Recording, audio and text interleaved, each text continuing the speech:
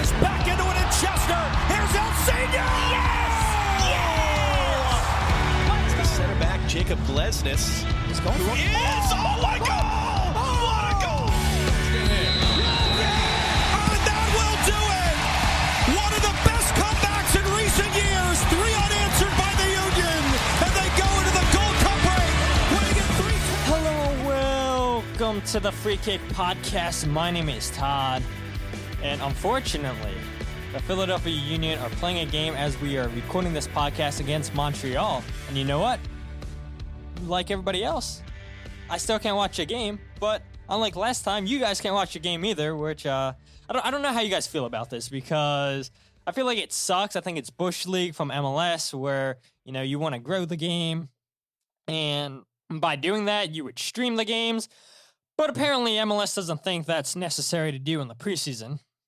And I know 2 episodes ago and everything, I talked about, how this isn't right, that I can't watch games, how people in Philadelphia proper can't watch games and everything. And I'm sure you guys saw 2 weeks ago on social media when everybody's just complaining about how they're in Philadelphia, how they're right next to Subaru Park, they can't watch the games. Well, it doesn't matter now because nobody can watch the game against Montreal because I guess Montreal decided it's not important to stream the game. But we go on and on about complaining about streaming games in the preseason, but I would rather not. I'd rather talk about everything that's happened so far this offseason, get another Philadelphia Union fans' opinions on the move so far. And joining me, making his debut on the podcast, is Mr. Zachary Richman. Zach, how are you doing, man? I'm doing great, Todd. Thanks for having me. Yeah, it's been a blast talking to you the last couple of weeks, and, you know, I'm glad that we were finally able to catch up, get onto the podcast together, because it was funny. I went to Florida, and then after I come back, you go down to Florida, and it's like, okay, we're arrange our schedules, and it's no better time to go down to Florida than in the wintertime when it's nice and warm down there when it's 30, 20 degrees up here in Philadelphia or Maryland, right? Well, you would think that, but the week that I was down there, it was like 50 degrees. It wasn't right. fun. That's right. Yeah, so I was on another podcast, the Stateside Soccer Show, and one of the hosts lives down in Florida. So he was like, yeah, I don't know how to deal with the cold down. He was like, it's 40 degrees when I wake up in the morning. I'm not used to having to put on heat. And I totally forgot about that. And so that is unfortunate that you guys chose the week that you chose, but can't control the weather, right? But yeah, we move. We continue to move, though. Yes, we do. Yes, we do. But like I do any new guest, I always ask, how'd you get into soccer? How'd you get into the Philadelphia Union? So, Zach, how'd you get into them? So soccer, been playing since I was about 3 or 4. So I've always been a soccer guy. We didn't have a team back when I was, super young. So when I got into soccer, it was when Liverpool was playing in the Champions League final in 2005. So I watched that game against Milan, saw the comeback, and I was like, oh, definitely a Liverpool guy now. So definitely gone through some painful years with them. And then the Union became a team when I was a freshman in high school. And from there, my brother took on an internship with them, and I didn't really start watching them until he took that on later on that, I believe, that first season into the second season. And we got free tickets all the time. So it's only a 20-minute drive for us. So we would always go to those games like weeknights. Like the weeknight games were always, harder to sell. So they always just gave tickets away. So when I got done soccer practice, we would go. And then over the years, I've gotten more and more obsessed with it, which is really awesome too, to see the community behind everything. But that's kind of how I got into, one, soccer in general, but 2, the Philadelphia Union more specifically. So. Yeah, I love that. And, I'm so glad too, looking at the schedule for this season, I think there's only 2, maybe 1 Wednesday game. I want to say 2, but last year sucked. There was 7 or 8 Wednesday games. And you're right. I mean, those games are so dead compared to the weekend games because people are still at work, don't want to come to a game right after work, dealing with the traffic from Philadelphia, the traffic getting into Chester. And I'm just glad that MLS finally decided, okay, well, maybe having the Philadelphia Union play 7 or 8 games on a Wednesday, maybe that wasn't fair to them. So thank goodness the games are mostly on the weekend now. But I don't want to put you on blast here, and I know I'm catching you off guard, but if I'm not mistaken, you play soccer with, I think, one of the coolest projects that I've seen somebody create. That's a Union fan, Paul Catrino, Serotonin Soccer, I believe the team name is. Yeah. Sporting Serotonin. Yeah. So how's that been like? You guys competed, I believe, in the Casa League during the fall. Then you guys played indoor soccer. You guys won a trophy in the indoor league. Yeah. So congratulations to that. Appreciate that. Yeah.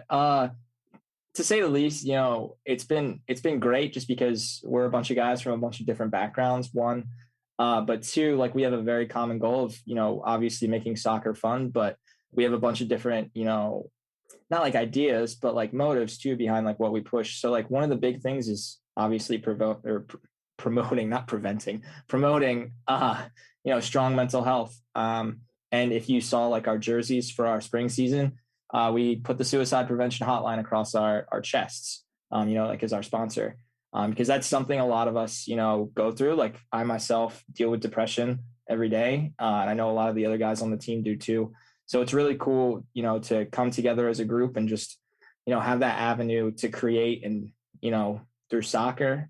And so the first season was kind of tough. I think everybody on the team can, attest to that. We only got one win and it came in our last game. When it didn't really matter. I think the other team was fighting for a playoff spot. So we kind of took that away from them, I think, with a 4-3 victory. And then we actually carried that right into our winter indoor league, where we didn't lose a single game, which was crazy to have that big of a turnaround. It is. I think we only drew once and then we won every single game, even through the playoffs. So that was really cool. And I love getting to know those guys more. It seems like we're getting more and more guys on our team every time I check the group chat, which is awesome. But yeah, I mean, I've loved every second of it. It was a godsend and a blessing for sure, for those guys to come into my life at the time that they did.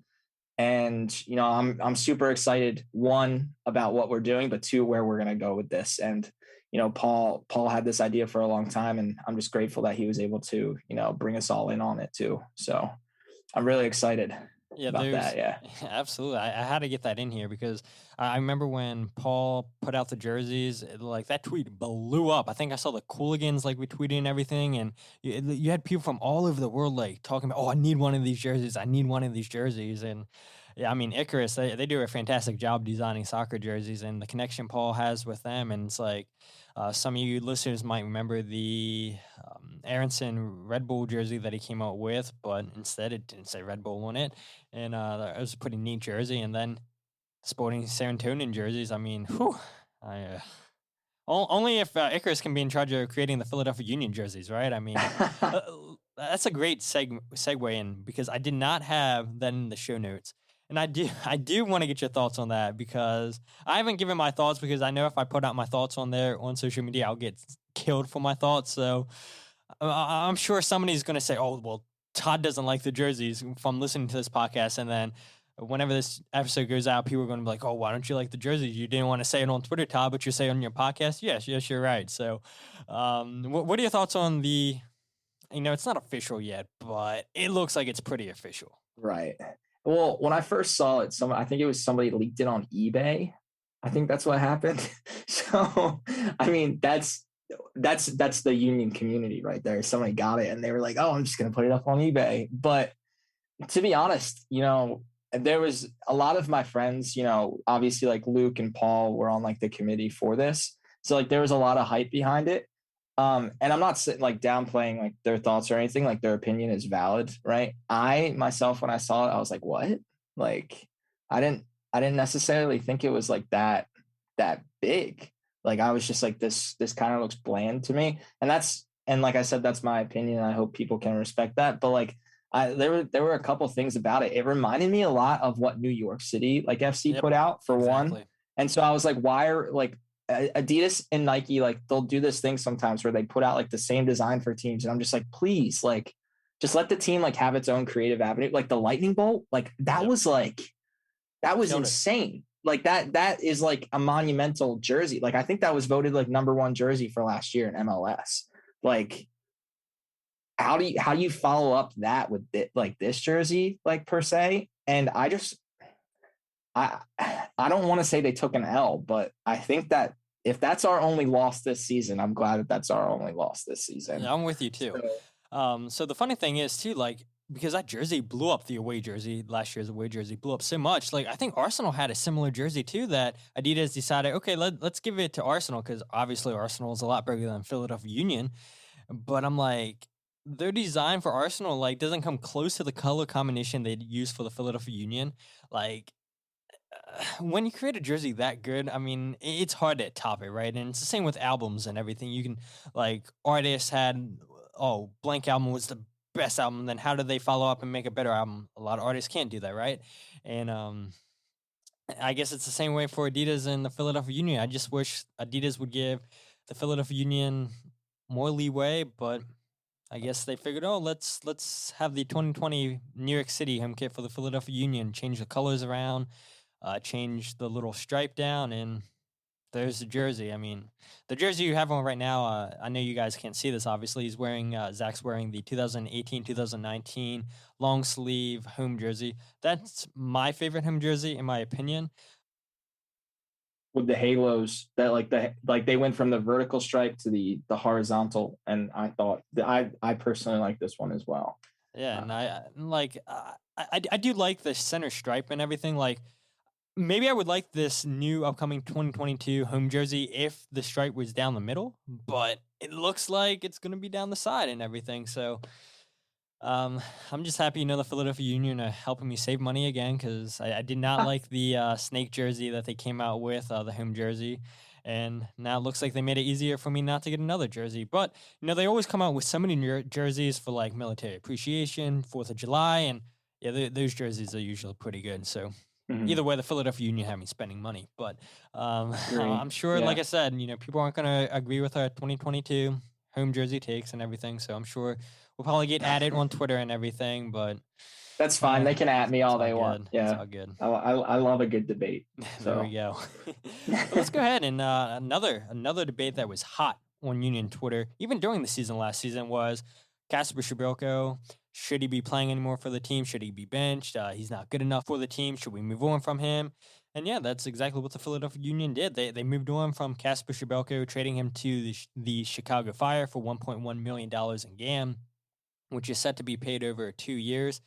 And I know I've asked this question throughout the whole offseason because, a lot of fans have different opinions on this. And I feel like on social media, the majority of the people that we see, people saying, oh, they hated Kacper. They didn't think he was good. And there's very few people that I feel like appreciate Kacper, didn't want to see Kacper go. So I have no clue what your thoughts on this, on Kacper being traded. Should the Union had moved on from Kacper? So, I want to hear him.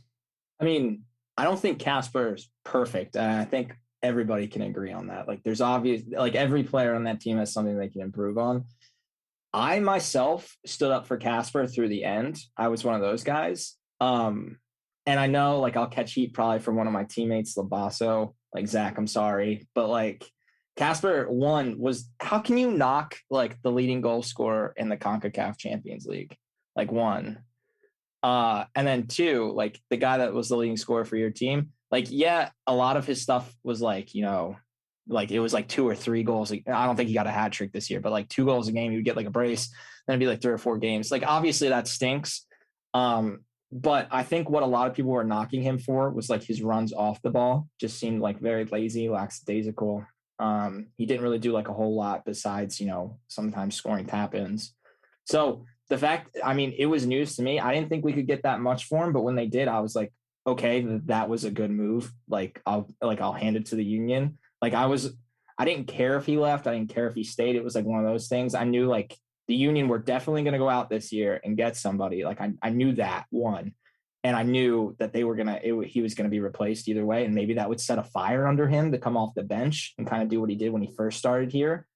But $1 million, like that, I mean, that's pretty big, like, especially for MLS. So the fact that we got that for Kacper, I think says a lot, but I'm very excited about this new guy. Absolutely. And we're talking about the 2 new striker signings that we had made already. I know there's reports out there that the Philadelphia Union might add a third, but we haven't seen anything yet. And the season's 16 days, 18 more days until the home opener against Minnesota. And look, you got Kacper for free, and you made $1.1 million off of him. I always my whole thinking was if we were going to get rid of Kacper, I would much rather send him to Europe so he couldn't hurt us, because I feel like Kacper is going to score like 2 or 3 goals against us when we play Chicago Fire this year. It's just the way that these things get, right? But listening to other people that know a lot more about GAM and TAM and all that stuff, I guess like there's a cap for how much money you can put towards GAM if you sell players abroad into Europe and everything. So I guess $1.1 million was the best deal the Philadelphia Union had on the table. And we know what Ernst Tanner can do with the little bit of money that he's been able to spend so far. So getting $1.1 million for a player that you got for free, where you can buy down contracts. We've already seen the signing of Mikael Uhre. Julian Carranza was a loan deal. So you've only spent money on Mikael Uhre, but the Union don't spend money on a DP striker, and we'll get to that in a second. But I think, in my opinion, and I've said that multiple times on the podcast, that I would much rather have had Kacper and tried to trade away Corey Burke, but you're not going to get anything for Corey Burke, and especially because Corey Burke takes a international roster spot, and Jim Curtin talked about it last week, where international roster spots are so expensive, and that's why it's such a big deal that Jacob Glesnes was able to get his green card, because now we don't have to go out and trade somebody for an international roster spot. And so, like, if we're trading Corey Burke someplace, well, now that team better have an open roster spot because Corey Burke doesn't have a green card. So it makes sense why they sold Kacper, because, you know, he had the most value. And especially you look what he did in the CCL last season. You look, he had 12 goals last season in the league, but I do think it's funny, though, where you see fans on social media where they're like, oh, we need a 15-plus goal scorer a year. I mean, Kacper did that his first season. Last season, he caught COVID and everything, and maybe he wasn't at 100% because of that. But then this season, he scored 17 goals in all competitions. And I think when fans say, oh, we want a 15-plus goal scorer, I think they're just talking about MLS, which, you know, I respect. But, you know, those guys don't grow on trees, and it's very, very hard to get a player like that. And that's why I'm surprised that the Philadelphia Union were able to get a player in Mikael Uhre from Brondby for, I won't say cheap, like it's expensive, I feel like, for a lot of teams in MLS, but then there are teams like LA Galaxy, LAFC who spend so much more money than $2.8 million on a player. But for the Philadelphia Union, obviously, it was their highest transfer fee ever they paid for a player. And here's a guy who was the leading goal scorer in 2021 for Brondby and the whole league. He was, again, the leading goal scorer for the league this season, and his contract was running out. So Brondby, instead of losing him on a free, took a deal from the Philadelphia Union. And, you know, I've played the last couple of episodes just Mikael talking about why he wanted to play for the Philadelphia Union, why this move is right for him right now. And I think the one thing, without him even stepping foot on the field, and when you were talking, I looked at my phone, still no Mikael Uhre in the lineup for the Philadelphia Union. So Jim Curtin said last week that they were dealing with visa issues. I guess tomorrow or maybe Thursday we'll have an update, or we'll ask Jim Curtin an update on where things are with the visa process. But look, to get a guy for $2.8 million who could have went anywhere in Europe, where teams, not just MLS teams, like teams need goal scorers, and especially teams that are fighting for promotion or relegation, where if they can get a player to come in and score 5-10 goals for them, save them from relegation or save them from promotion, they're going to do the deal. But Mikael Uhre wanted to come to the Philadelphia Union. He said, I want to test myself there, and this is a great step for my career. And he's talked about how he doesn't feel any pressure to replace Kacper Przybylko, where he can only focus on himself, and just that whole mindset that Mikael said in his press conference a couple weeks ago. I mean, without even kicking a ball, like, this is the best player on the team, in my opinion. Like, for a guy to say, yeah, I want to play for the Philadelphia Union, because how many people are going to say, yeah, I want to play in MLS? How many people are going to say, I want to play for the Philadelphia Union? I feel like not a lot. And yeah, you do see, like, Leon Flock last season left St. Pauli, where he wasn't getting game time with the first team in Germany, and he comes over to the Philadelphia Union, is getting game time. And so you will see players like Kai Wagner playing in lower leagues in Germany come over to MLS to kind of kickstart their careers, to get attention onto their careers so they can go back to bigger teams in Europe. But a player that's playing for one of the biggest teams in Denmark, a player that could have played in Serie A, could have played in the Premier League, saying he wants to come to Champions MLS. League too. That's even crazier. Exactly. Like, that just speaks volumes for what kind of character he is, in my opinion. Yeah, no, I mean, I agree. Like you said, watching like the press conference when he came, I was just like, there's no way this guy like is saying this. Like it took me back at first because I was like, what? Like you wanted to come to Philadelphia?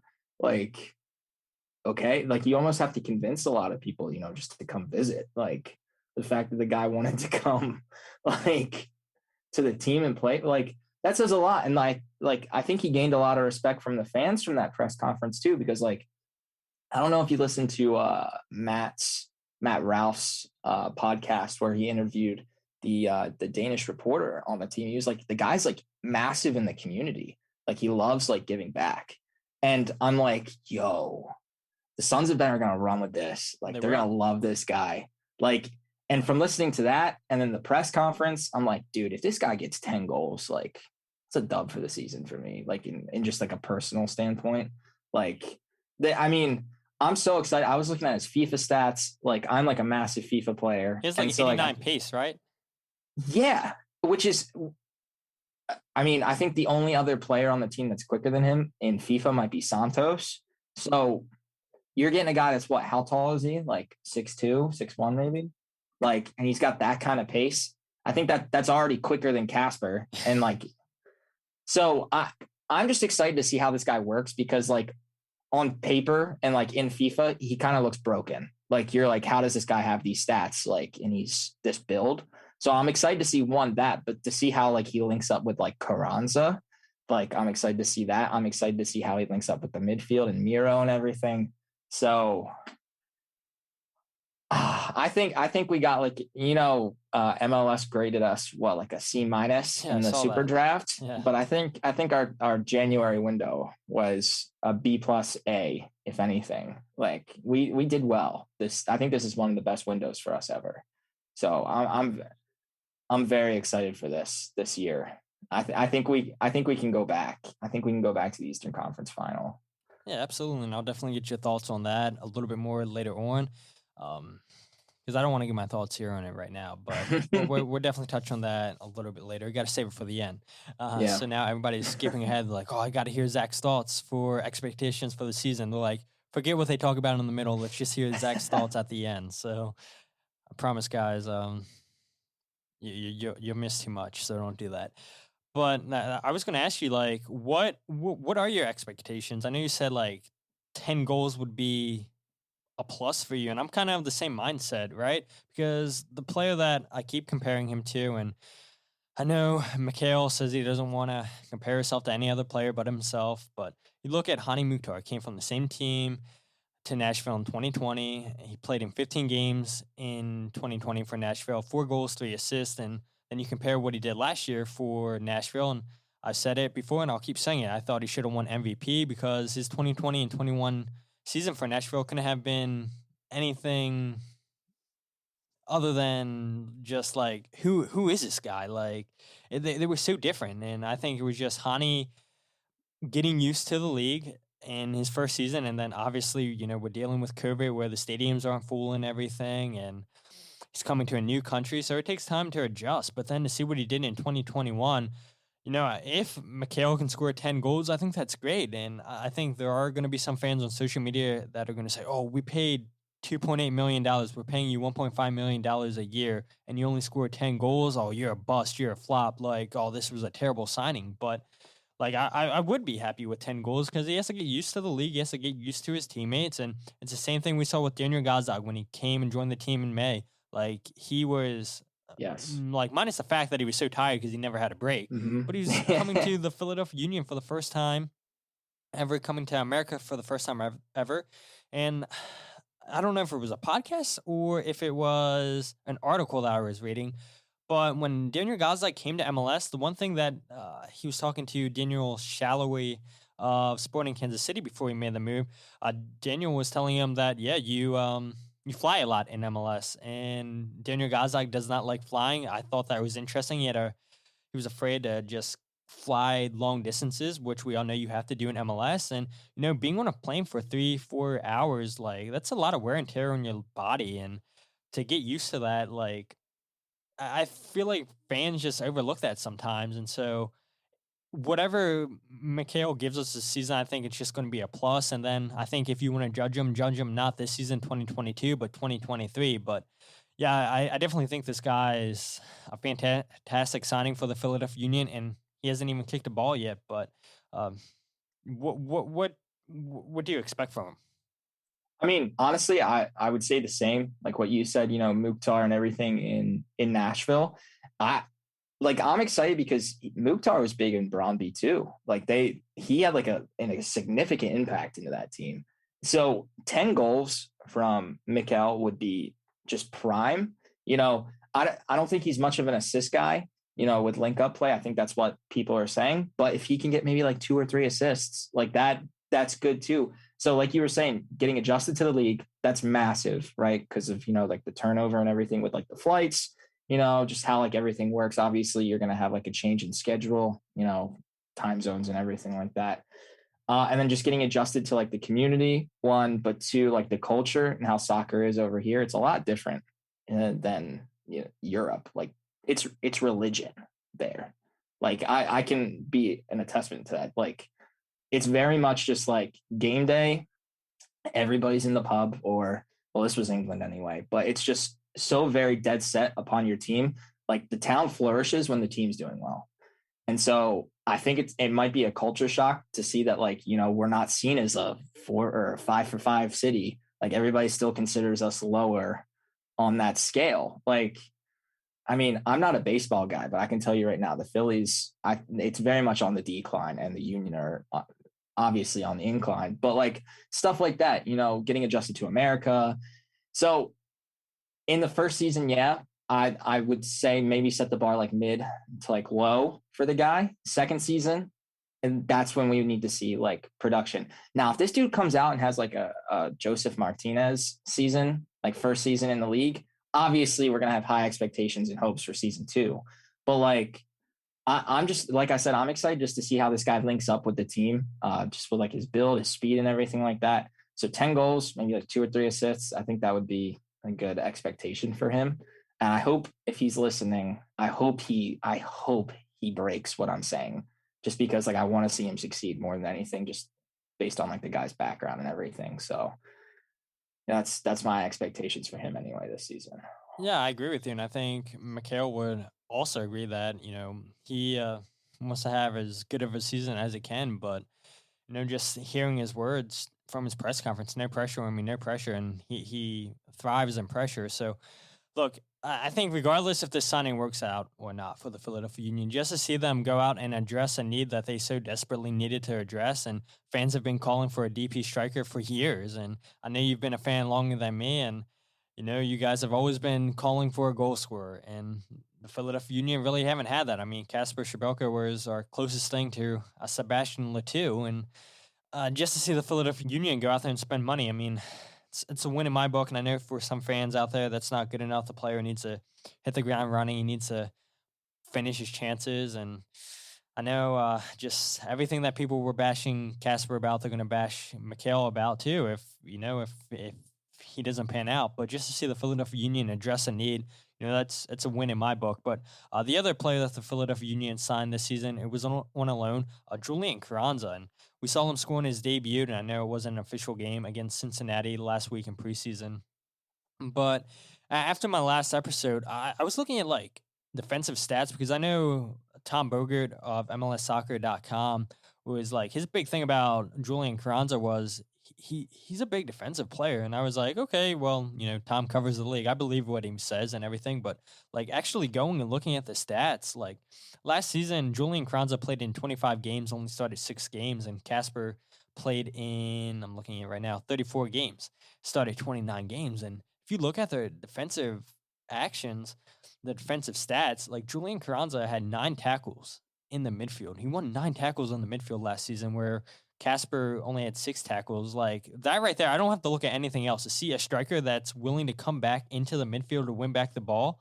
And we know the Philadelphia Union love to press, and Mikael Uhre apparently, if you mentioned Matt Ralph, his interview he did with the guy, the Danish guy who covers the league over there, said the same thing, that Mikael is used to a pressing system. He'll come back and win the ball back for you. So if we have two strikers, because I fully expect Julian Carranza and Mikael Uhre to be the two starting strikers, we have two strikers that are willing to come back into the midfield and win back the ball.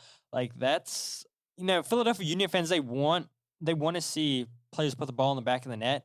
But I think Philadelphia fans appreciate players that play good defense, that track back and come and play defense, just that players that don't just stand there. So to see that Julian Carranza was coming back into the midfield for a terrible Inter Miami team last season, if he scores 10 goals, that's great in my opinion. But if he can be a force defensively for the Philadelphia Union, that's a huge plus in my opinion. I'm always a defensive first guy anyway, and we'll get into what you think the best 11 is for the Philadelphia Union. And I'm surprised nobody's talked about that yet on Twitter, where my best 11's defensive. But look, if Julian Carranza works his tail off defensively for this team and scores 10 goals, I would be over the moon if that's how our season went for the Philadelphia Union. What are your thoughts on the loaning of Julian Carranza? So just to be clear, I'm not sure of the loan here. So I know he was loaned to us. Is it loan option to buy, right? Okay, I love that. And the one thing we don't know about is if there's already a set price for the Union or if they're discussed the price at the end of the season. I've seen reports where people said they've already agreed the set price, or some people say, yeah, they're discussed at the end of the season. So if it is already a set price, that's a huge win for the Philadelphia Union if he scores 10 plus goals and the price is already set. Because I feel like if it's not a set, like Miami being Miami, I feel like they could be like, oh, we're not setting a price because we're sending him into a market that doesn't really have set strikers right now. And this was before we got Mikael. They're probably like, oh, this guy, he could light it up. And, Higuain's old. If Higuain, decides he doesn't want to play here, he doesn't want to smoke cigarettes and get fat, we can just bring him back. So I'm very excited. When they brought in Carranza, I was like, okay, he didn't get a lot of playing time, but that means hungry dogs run faster. And that's obviously a Philly saying with the Eagles and everything. So I think he's going to be a dog. I think he's going to go out there. He's going to win back the ball if he loses it. I love guys that have the mentality like that. If you make a mistake, make up for it, right? Don't obviously go out of your way and make 10 more mistakes trying to correct that one mistake, but be a dog and go back, fight for the ball back. Go get the ball. I don't want to see you be lazy. Obviously, that's the one thing with Kacper. Obviously, the stat shows it. One guy that started every game most of the time versus a guy that barely got any playing time. He already had more tackles in the midfield. So I'm excited to see that dog mentality. I'll be the first one to coin that for him. But I just the guys that track back and everything. I really like that in players. So I'm excited to see that as well. But just to kind of see his scoring prowess. I think it was a tap-in that he had against Cincinnati, right? But even then, Kacper would sometimes miss tap-ins, which is it. So if you can't, I used to get made fun of for it because I was a forward for a little bit. I couldn't score a tap-in. I would usually sky it. So I'll admit to that. So it takes one to know one. If you can't score a tap-in, just get out from in front of the net. Go play a different position at this point. But if I saw that and he seemed pretty composed making that run. So I'm pretty excited, one, just to kind of see how he tracks back and does that work, but also to see if he can feed off Mikael and see what the two of them do up front if they do decide to play two forwards. So exactly. Or if you really wanted to, there's so much Jim Curtin can do with this lineup, and I guess we'll get into the lineup, what you think the best possible lineup is for the Philadelphia Union. But I know Jim Curtin was on Kevin Kincaid's podcast saying in January, I believe it was, saying he wants to play three in the back because we have three good center backs in Finley Gillespie and Jack Elliott. You can go to a 3-5-2, I guess. 3-4-1-2, 3-4-2-1. You can do so much. Or honestly, I feel like you talked about being big into FIFA. I feel like, I don't know, maybe 3-4 years ago, the one formation you would see everybody run in FIFA is a 4-4-3, and I think people still run a 4-4-3 in FIFA, but the Philadelphia Union could go to a 4-4-3, put Mikael Uhre out on the right, put Sergio Santos to the left, put Carranza in the middle. There's so much you can do with the players you have on this team, and the hardest part for Jim Curtin's job, I think he's going to have a difficult time with the forwards. Because Sergio Santos isn't going to say, okay, well, you went out and you got Julian Carranza on loan and you guys signed Mikael or I guess that means I'm going to go to the bench. Nah, Sergio Santos is still going to want to start. And as the game's going on right now, I know Mikael's not with the team right now because, like I said, he's still dealing with visa issues. But Sergio Santos got the start again, and I know he got pulled last game because he was dealing with an injury, even though Jim said it wasn't serious. But to still see Sergio Santos go out there to still, make the most of his moments. I mean, he's the one who got the assist with Julian Carranza. So I think for fans that are willing to write Sergio Santos off fast because Mikael and Julian are here, and I know I'm one of those people that said that. I think Sergio Santos should be a super sub role. It is going to be tough for Jim Curtin to decide what his best 11 is. And so before we even talk about your best 11 and everything, I just are you surprised that the Philadelphia Union still have the core group of players together? They only lost Kacper Przybylko, like we talked about earlier. I know they lost Anthony Fontana. El Senor hasn't been re-signed. Colin hasn't been re-signed. But the only player from your starting 11 that you lost in the winter transfer window was Kacper Przybylko. That's really, really good in my opinion. I'm just so surprised that Kai Wagner is still here, that Jose Martinez wasn't sold to Europe, because both of those guys were linked with moves during the winter, but no concrete offers came in, and that means, they're still with the Philadelphia Union. So, I mean, how surprised are you that we have this team together? I mean, honestly, I kind of had the feeling that we were only going to maybe lose one or two guys. I knew Anthony Fontana, with the reports of him going to the second league in Italy, I almost for sure was just that's probably going to happen, because I know he's big into his Italian heritage, one, but two, just I felt like this past season he was dealing with a couple of injuries because he was out with that concussion for a while. And so I almost feel obviously you have Jack McGlynn, you have Paxton coming up, that midfield is kind of stacked at the moment. So to kind of squeeze into there again, it might be hard. I think the last couple of games, the year when we won the Shield, we really saw Anthony Fontana come into his own. And I think, injuries really killed him this past year. So I think this new challenge will be good for him. So I kind of expected him to go, but I didn't expect Kacper to leave. I thought it was going to be Jose or even Miro. I thought, Feyenoord, or the team that was looking at him in the Dutch league, I thought they were going to come back into the picture this winter, try and take him back to Europe.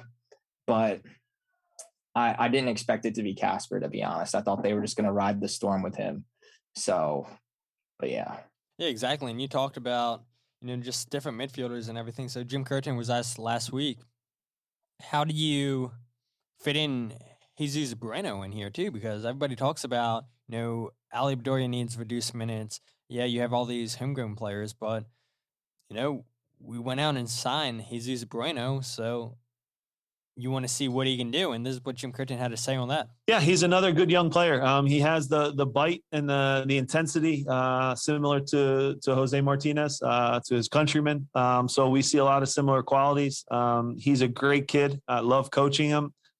He had a couple great plays today. He had a couple mistakes today, but that's certainly normal for young players, and especially in the first preseason game where he's, with I won't say the entire starting group, but the majority of our starting group. So it was good to see him there. I thought he had a decent performance. I thought Leon was good as well. So we have good, as you guys touched on, really good competition. Gazdag is at a sharpness and a fitness level that he's come into and is higher than when he first came in last year. So he looks great too. So good problems to have for a coach in midfield, but certainly Bueno is a guy that we hope can play more minutes for us this year. Jim Curtin has such a impossible task, but this is what he's been asking for, right? Is to have a deep bench to go out and spend money on players. And now you add all the homegrowns that we signed to first team contracts last season, have a full year professional soccer under their belts.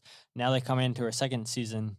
We saw what they can do last season, and they're going to be even hungrier this season. And how do you get the likes of Quinn Sullivan, who scored a great goal away with the U20s against FC Dallas? I saw it was. Paxton Aronson played phenomenal near the end of the season. Jack McGlynn, I think he's the most ready out of all the homegrowns to get consistent minutes for the first team, especially with his left foot. It's how do you fit in all these pieces? But then, you heard Jim say Jesus Bueno. He's like Jose Martinez, and we know that the Philadelphia Union went out and paid a transfer fee for Jesus. And I don't know how Jim Curtin decides what midfielders are going to play, other than the fact that thank goodness won the U.S. Open Cup. Thank goodness that we have MLS Cup, obviously. And I don't know if there's League Cups yet. I hear some people say we have it. Some people say we don't. I think the guys at MLS Extra Time said that there is going to be Leagues Cup this year. So if there is League Cups, then that's another competition for the Philadelphia Union. So Jim Curtin's definitely going to get playing time for these guys, but it's like, how do you go to a player and say, look, I'm not going to play you this game. You're going to come off the bench, like, because we've seen like these homegrown players just made such a big impact last season for the team. My potential starting lineup, and I said it last episode, is Andre Blake, Bizo, Glissnes, Elliott, Wagner, Jose Martinez, Bedoya, Flock, Gazag, Carranza, and Mikael Uhre. But you could as easily take out Leon Flock and put in Jamiro Montero in there, because we know what Jamiro Montero does offensively for the team. But my argument for Leon Flock was he does a lot better job defensively than Jamiro Montero. And then after the game against Cincinnati, Jim Curtin was talking about how the coaching staff have been telling Kai Wagner to push forward when they have the ball on the right side of the field, to go ahead and push towards the goal if the ball falls to you, because we know Kai Wagner has a good shot on him. And is Jamiro Montero, if you put him out there, is he going to fill in for Kai Wagner because he's out of position to try to get a shot off? I think he will, but I don't think he's as good of a defender as Leon Flock is. So it's like, if we got caught on the counterattack, I feel much better having Leon Flock in there to stop the counterattack than I do Jamiro Montero. And I don't want to bore listeners again with all the stats that I had between Ali, Bedoya, and Montero. So if you guys are interested in that, listen to the last episode. But in your opinion, what would be your best starting lineup, assuming everybody's healthy, everybody's back with visa issues?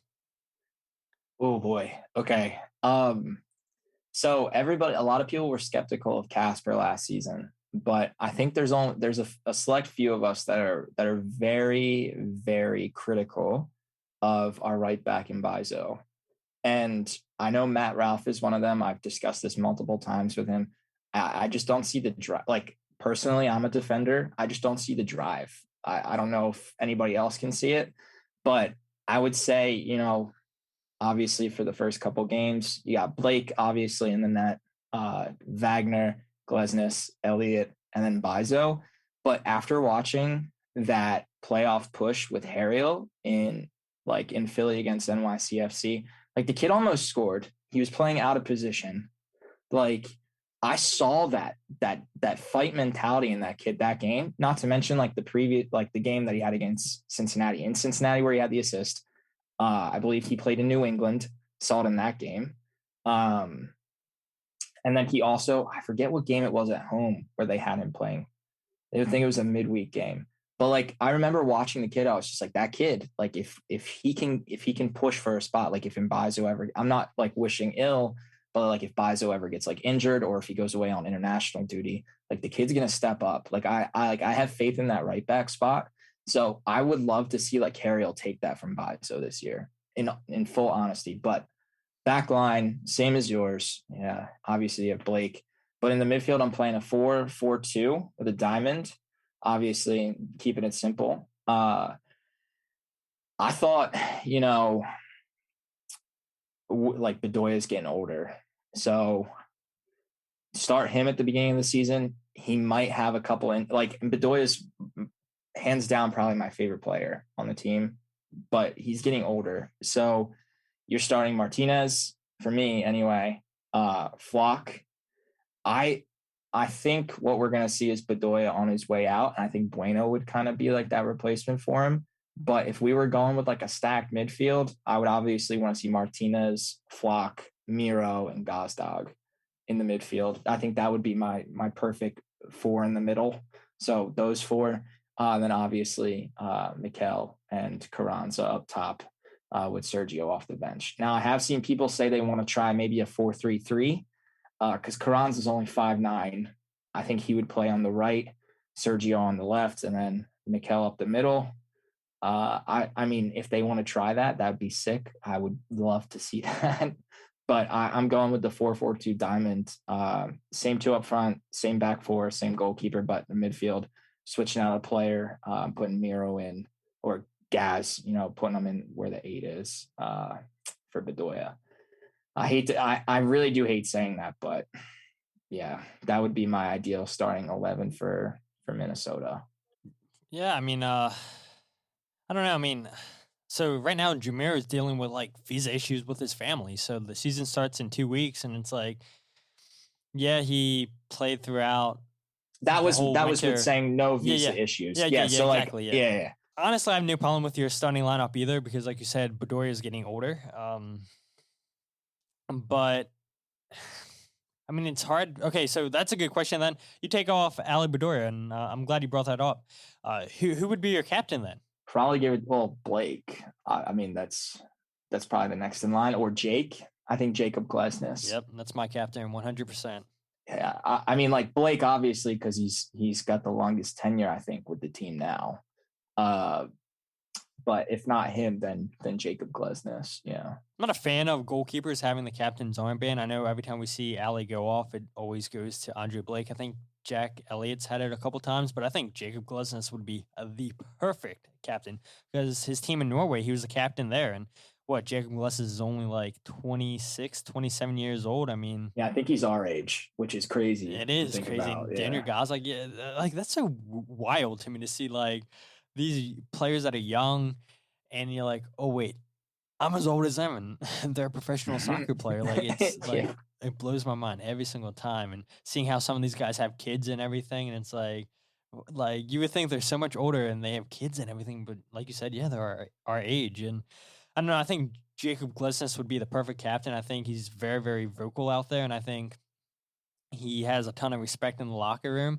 And you look for players like that. Not saying that Andre Blake doesn't have respect in the locker room, that he isn't a leader, because I think he's both of those things. I just think a center back can communicate farther forward a lot better than a goalkeeper can, because how can a goalkeeper get the attention of the strikers if he's trying to bark out instructions and everything to them? Now I know the center backs sit deep too, but they're they push up a lot farther than Andre Blake. But yeah, I think Jacob Glesnes would be a great captain. Andre Blake, I think if Ali isn't out there, would ultimately be the captain. But I think that is something interesting for Philadelphia Union fans to think about. And as Ali Bedoya gets older, he's 34 years old. It's like Ali's not going to be here forever. So who would Philadelphia Union fans want as the next captain? And I think for me, it would be Glesnes. Andre Blake, I can respect that. But,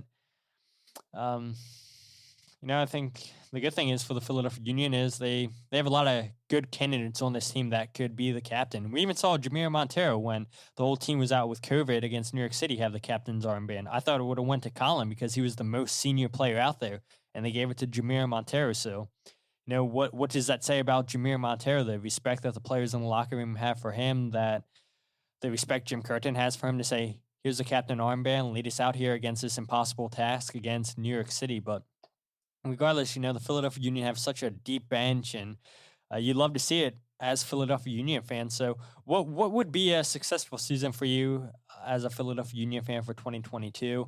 For me, I say, so since we have the whole core group of players here up until the summertime, and maybe throughout the summertime, we'll still have the core group here. I'm expecting Kai Wagner to be sold by the summertime, though, in my opinion. Maybe even Martinez. Exactly. Like maybe even Martinez. Yep. So, I mean, from my opinion, I think from now up until the summertime, the Philadelphia Union have to be in the top 3 in all MLS by the summertime, not just the Eastern Conference, all of MLS fighting for the Supporters' Shield, because I think it's going to be a tough ask if, we're not fighting for a playoff spot by the time the summertime gets here. I mean, oh God, like the Philadelphia Union weren't fighting for a playoff spot by the time the summer came here, and then we sold Kai Wagner and Jose Martinez. Union Twitter would not be a great place to be for however long that would last for. So I think top 3 in all MLS by the summertime, have to reach the semifinals of the U.S. Open Cup. And then I think you said earlier, there's no reason why this team can't get to the Eastern Conference, but I'll take it a step further. I think they need to reach the MLS Cup final. Not saying they have to win it, but I think they have more than enough quality to reach the final this season. I mean, I agree. I think, we should never not be in a playoff position this year. it's a red flag if we're out of it. I get like maybe like the first 2 or 3 weeks. Like I totally get that. Like maybe you have a slow start, but by the summertime, if you're not at least in like positions like 2, 3, 4, 5, like any of the like one, I get it. There's other teams, but like if you're not in a playoff position in the summertime, it's saying a lot. Like obviously, like you just had this big signing, you kept this group of guys like that took, and even the kids that played in that final game, like you're obviously deep in everything. So same expectations with that. I think they could win the US Open Cup. Like I think that's realistic, but not the expectation, obviously. So maybe quarters for that. Maybe I would say I would honestly want to focus more on the league. I want that cup. Like NYCFC has an asterisk next to that league, like last year, like 100%. Like I'm on that wagon. Like I'm front row in 118 and like NYC is circled on my calendar because I'm taking a banner and I'm going to fold it over the railing and it's just going to say 2019 and it's going to have an asterisk. So like they need to know that it was a Mickey Mouse year for them. They have to know that. So I'm more focused on the league this year. I want to see them win. Expectation, obviously, getting back to the Eastern Conference Final, not getting COVID because it was really scary during that time. My aunt does the COVID testing for the Union. So when like all that stuff was coming out, like it was really bad. Like she couldn't tell me who anybody was, but like once the news broke, she was like, yeah, it's bad. And I was like, oh, okay, good to know. Like, so she was giving me realistic expectations leading up to that NYCFC game. But yeah, definitely, I think quarter semis for US Open Cup. And then if there's a Leagues Cup, I don't even know what that's going to look like. Doing well on that, but more so getting back to the Eastern Conference Final and winning the Eastern Conference Final. That's my expectation. So literally along the same lines as you. Yeah, and I think most Philadelphia Union fans would be along the same lines too. And I mean, on paper, this is the strongest team the Philadelphia Union have ever had. So I don't see why the Philadelphia Union can achieve everything that we just laid out and everything. But anything, Zach, that you want to bring up that we haven't got to that you might want to discuss, or think we covered everything? Are there any games, like I was saying earlier, NYCFC circled on the calendar when they come home? I think the other main game that I'm really excited about is when Chicago comes to town, not because of Kacper, but because of their newest signing, Xherdan Shaqiri. I'm very excited about that just because of my Liverpool FC fandom. But are there any games that you're like super excited about going to this year? Maybe like it's players to see or it's just the rivalries. Like what does that look like for you? That's a great question. Something that I haven't really thought too much about. I can tell you away trips that I'm looking forward to. Maybe not home games. I know a ton of fans want to go down to Nashville, so I may not try to go down to Nashville. Definitely going down to Atlanta again. Went down to Atlanta away last season. Fantastic environment, fantastic stadium. I'm playing down at Mercedes-Benz Stadium, and then going to Cincinnati this season to see Ray Gaddis and just seeing that stadium. I remember when we went and played Cincinnati last season, Jim Curtin said by far it's the best stadium in MLS. So yeah, I want to experience that, see that stadium. For home games, I'm interested to see what Charlotte looks like. I mean, I know all of us have probably been paying attention to all the players they've been signing from all around the world. So it's going to be interesting to see, how that team gels together, and are they going to have a season like Cincinnati did when they first came into the league, or is it going to be like Atlanta when they first came in? So it's going to be interesting to keep an eye out on that. And just, New York City, I think that's a huge game. The New York Red Bull games are always fun. Nashville away, it sucks that they're not coming to Subaru Park this year, but if fans are able to get out to Nashville to see a brand new stadium, the Philadelphia Union open up that stadium, I think that's going to be a fantastic game. But yeah, I would say Charlotte at home and then Cincinnati and Atlanta away, and Nashville if I'm able to get out there. But I think the season's going to be fantastic. And my hope is, so you've been to all the playoff games last season. You heard how loud it was in that stadium. My goal, my wish for this season is that energy we had from all three playoff games, I'm hoping the fans can bring that same energy for every single game this season. Because if we do, I don't see how we lose a single game at Subaru Park. I think you're onto something. It's really hard to get that many fans. Even the city of Philadelphia, that Eastern Conference Final game, I've been telling like everybody that I know that like hopped on the bandwagon like right when that game was happening before the COVID hit, right? that was the loudest I'd ever heard it. It actually, I'm gonna be honest, when I think I tweeted it, even when the goal happened for the Union, even though it was like an own goal, everybody was like jumping up, and I was like sitting front row in my section. My buddy was in the concourse getting beer, which is ironic. But I was sitting there and I didn't get up, and I was just like, this isn't real. Like it hit me like to the point where like I started to like tear up.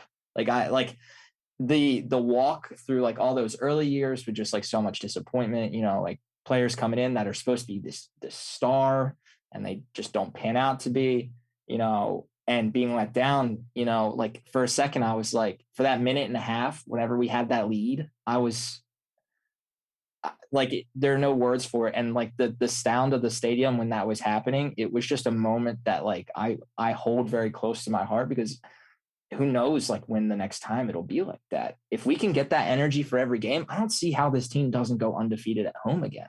Like, so I don't know, man, that like, if we can get it that loud for maybe even like 3 or 4 regular season home games, like I think we're in the right direction there. Exactly. And I know in 2019 we had moments like that against Atlanta, against LAFC. It's like, you're right, because why was it so loud? Why was the stadium so crowded way before the kickoff and everything? Because of what those games meant. It's playoffs and everything. Want to go home.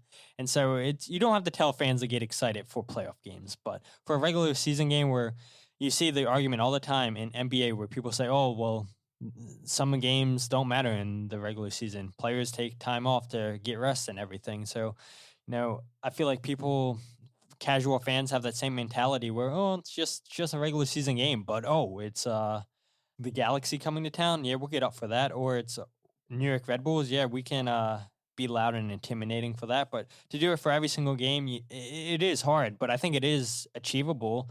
And that's my goal. And hopefully fans can be loud and proud against Minnesota, even though, it's probably going to be cold. And it takes a lot to get those people just rowdy for that. But it is the first game of the season. And if the Philadelphia Union score an early goal, I feel like that stadium, from that moment that Philadelphia Union score that early goal up until the end, I feel like the stadium is going to be super loud. So I can't wait to see what the season has in store. And just listening to you describe that Kacper goal and everything, like I had the biggest smile on my face, because like it was so loud in the stadium. And like, just, I remember turning around and looking at people's faces, like people were crying, like they couldn't believe it. And yeah, I couldn't believe the Philadelphia Union with the players we had out there on the field, all the homegrowns and everything, like just see the fans come together. It was crazy, because in one season of soccer, we saw 2 semifinals that our team played in, right? Obviously, like you had the league with the Eastern Conference Finals, the semifinal overall, but you had the CCL final where 90% of the stadium was away fans. So like that noise wasn't for your team. So I felt so defeated after that game as a fan, just because I felt like we didn't do enough for our team that game. Like we didn't show up. But then when we did show up and that energy was there, we saw what they were able to do with the backups, with the kids. Like there's no way NYCFC is even making it out of the first half if we have like our full team that game. With that noise, there's no way. So the fact that we got to experience 2 semifinals in one season, one where we saw our mistake and we were like, we can't ever let this many people come into the stadium again, like no resale or anything, to that playoff game, even though we lost both of them, like, come on, man. Like that says a lot. And that team's hungry. Like you can see it. They want it so bad. And when it happens, it's going to be like a moment where like, I think Philly's finally going to recognize everybody. Like they're going to be like, no, this team is here. Like they're here to stay. Like, I mean, you've seen what this team's done the last 3 seasons under Ernst Tanner. Every single season, they're getting better and better and better. And why can't they win MLS Cup this season? Why can't they win the double with US Open Cup and MLS Cup this season? I don't see why it's impossible. I mean, maybe fans for other teams like, oh, it's impossible. It's Philadelphia. They can't do that. But the fact of the matter is the Philadelphia Union aren't sneaking up on anybody. Like teams around the league know how the Philadelphia Union play. They're not underdogs anymore. Like, Philadelphia Union are going to go into games as favorite just because of what they've done the last 2 years. But Zach, man, it's been a blast talking with you the last hour, all things Philadelphia Union, and I'm sure we could have went even longer, but we'll save that for another time. But if people aren't following you on social media, where can people follow you? You can follow me on Twitter at Zach_isn't_rich. Or if you just find my Twitter handle, or not Twitter handle, but like my name, it's Weston McKinney's Burner Part 2. So that is my Twitter. If you see me, I have my, EMLS when I won the Union's first tournament in their esports space. I have me holding my prize of like a Union signed jersey by the entire team. So that's me. Or you can follow me on Instagram, same thing, Zach Isn't Rich, or you can follow my drone account. I'm a drone pilot, so drone Starscream. So there you go. There we go. And I'll be sure to leave all of Zach's links in the show description. And I mean, you shouldn't have told me that you like drones and everything. I mean, they seem like